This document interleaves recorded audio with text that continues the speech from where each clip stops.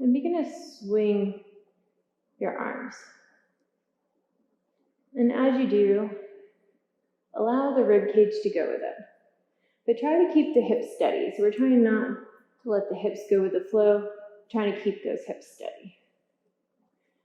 And as we do with the swing, allow the hands to go up a little higher, and then a little higher, until eventually they start doing a full circle in opposite direction. And try not to think too hard about it, because if you do, it's not going to work. And notice what happens if you stop letting your rib cage move. If you try to keep it just with the arms, you end up with a little bit more like Phoebe running arms. At least I did.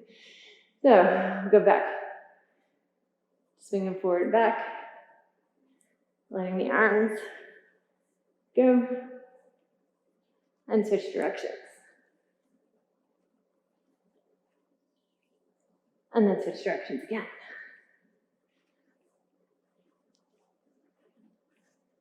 And switch directions.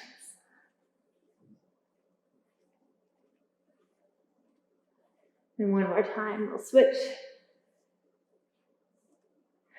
And allow everything to just settle in. Try not to shake anything out.